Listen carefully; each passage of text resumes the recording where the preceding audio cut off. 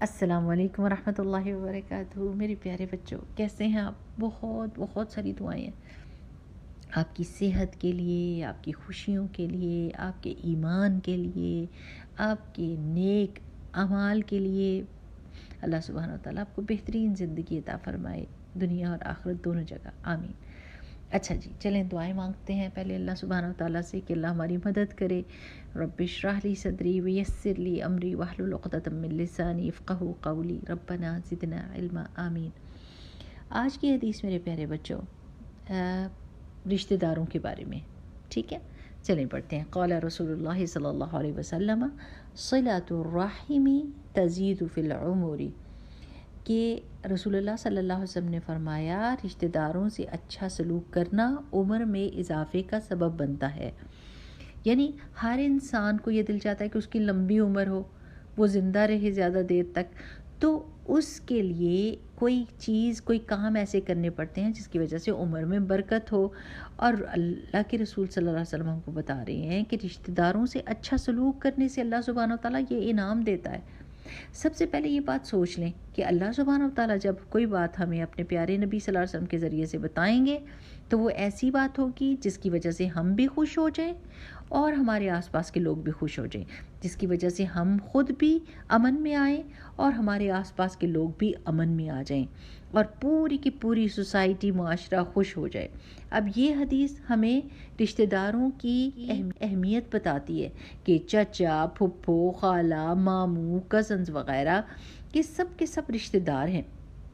ان سب سے ہم نے اچھا سلوک کرنا ہے، ان کی عزت کرنی ہے، ان کے مشکل وقت میں ان کے کام آنا ہے، ان سے میل جول رکھنا ہے۔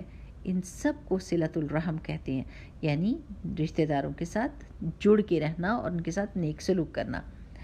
آج کل ہم سب کے پاس بہت سارے دوست ہیں، انٹرنیٹ کے دوست ہیں، فیس بک کے دوست ہیں، اسکول کے دوست ہیں، محلے کے دوست ہیں، لیکن یہ بھی اچھی بات ہے کہ ہم دوستوں کا خیال رکھیں اور ان سے باتیں کریں، لیکن خراب بات یہ ہے کہ ہم رشتہ داروں کو بھول جاتے ہیں، نہ رشتہ داروں سے بات کرتے ہیں، نہ ان سے میل جول رکھتے ہیں، نہ ان کی مدد کرتے ہیں، نہ ان کا دکھ سکھ بانٹتے ہیں۔ تو اور بات ساری یہ ہے کہ دوستوں کی ہر بات کو برداشت کر جاتے ہیں، دوست ہمارے ساتھ بہت کچھ کر جائیں تو بھی ہم ان کو معاف کر دیتے ہیں، لیکن رشتہ داروں سے ناراض ہو جاتے ہیں اور ان کو چھوڑ دیتے ہیں، جو کہ بہت غلط بات ہے۔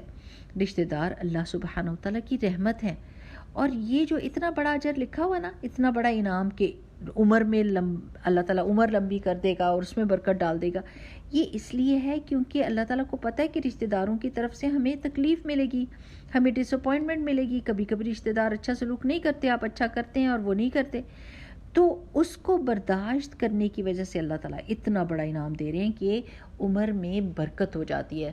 اس کا مطلب ہے کہ آپ چھوٹی عمر میں ہی زیادہ بڑے بڑے کام کر لیتے ہیں اور اللہ سبحانہ و تعالیٰ عمر کو لٹرلی بھی بڑھا سکتا ہے۔ اچھا، اس کے بارے میں ایک واقعہ بہت مزے کا ہے کہ اللہ سبحانہ و تعالیٰ کس طرح رشتہ داروں کو برداشت کرنے کا ہم کو حکم دیتے ہیں کہ ابو بکر صدیق رضی اللہ تعالیٰ عنہ بہت بڑے صحابی اور جن کا ذکر قرآن میں بھی آیا ہے، رسول اللہ صلی اللہ علیہ وسلم کو ہر جگہ پہ انہوں نے ساتھ دیا تھا۔ انہوں نے ایک دفعہ جو اپنے رشتہ دار کی وہ مدد کیا کرتے تھے، غریب رشتہ دار تھے، ان کی مدد کرتے تھے، تو ایک دفعہ ان کے اس رشتہ دار نے کوئی ایسا کام کیا جس کی وجہ سے ان کا دل بہت ٹوٹا اور انہوں نے قسم کھا لی کہ میں آئندہ سے اس کی مدد نہیں کروں گا۔ تو اللہ سبحانہ و تعالیٰ نے قرآن پاک میں آیت نازل کر دی کہ کیا اے ابو بکر، آپ کو دل نہیں چاہتا کہ آپ کو اللہ تعالیٰ معاف کرے، تو آپ اپنے رشتہ دار کو کیوں نہیں معاف کرتے؟ اس آیت کا مطلب یہ تھا۔